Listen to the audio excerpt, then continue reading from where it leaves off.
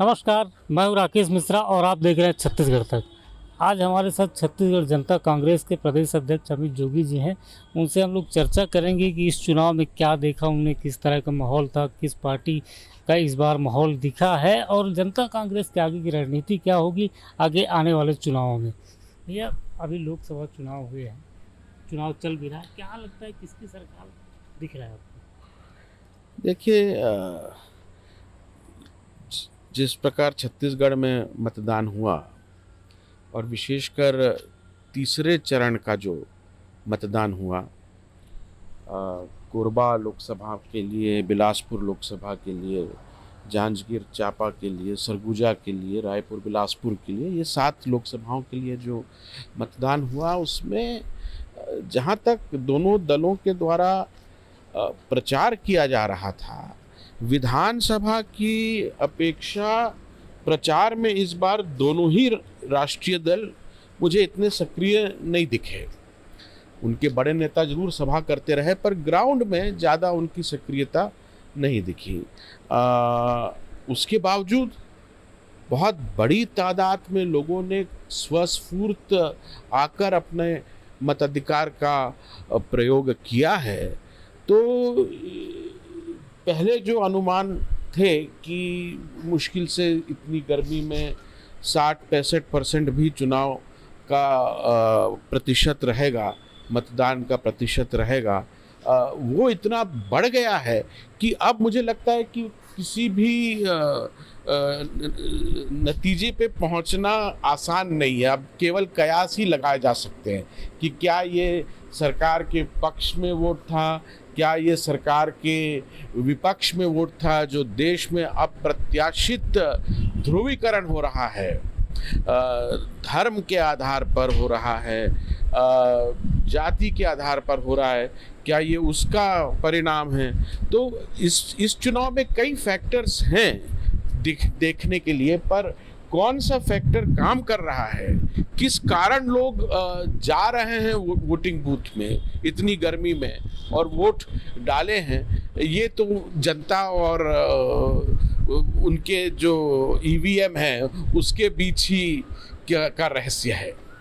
जनता कांग्रेस अभी आने वाले दिनों में नगरीय निकाय चुनाव है, ग्राम पंचायत चुनाव, क्या जनता कांग्रेस इन चुनाव में भूमिका निभाएगी अपनी? बिल्कुल, हमारी क्षेत्रीय पार्टी है। मैंने जरूर कहा है इस लोकसभा के परिप्रेक्ष्य में, पिछली बार भी हम लोग लोकसभा चुनाव नहीं लड़े थे क्योंकि ये राष्ट्रीय मुद्दे रहते हैं।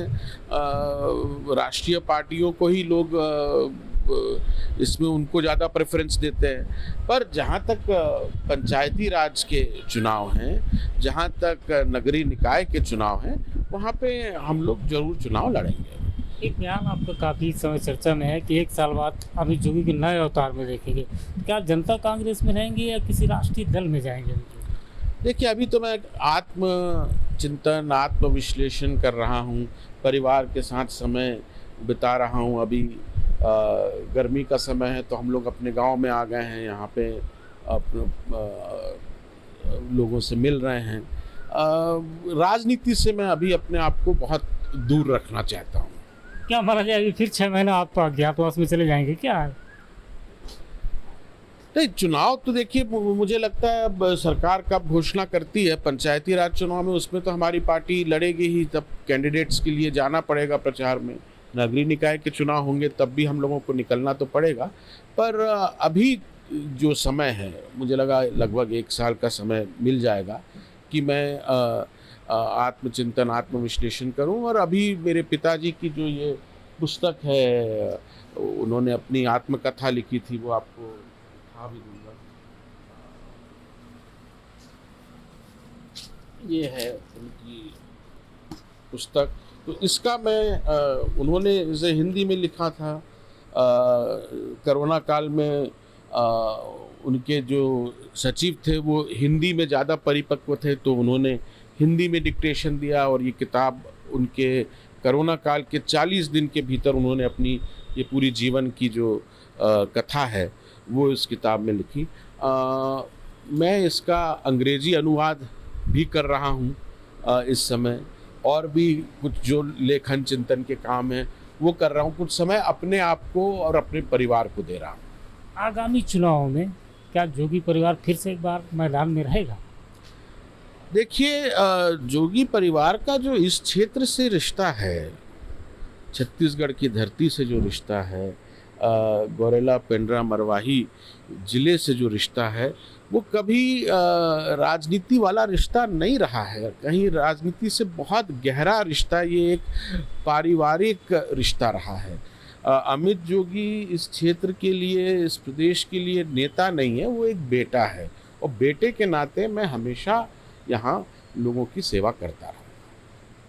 ये हमारे साथ जनता कांग्रेस के प्रदेश अध्यक्ष अमित जोगी जी थे, जो दिखा रहे थे कि जोगी जी की सपनों के सौदागर एक बुक है जो जोगी जी के द्वारा लिखी गई है, और जिसको लेकर पेंड्रा पहुंचे हुए हैं, और बहुत जल्द अमित जोगी एक नए रूप में, नए तेवर में दिखाई देंगे, ये उनका साफ तौर पर कहना है। छत्तीसगढ़ तक के लिए राकेश मिश्रा, पेंड्रा।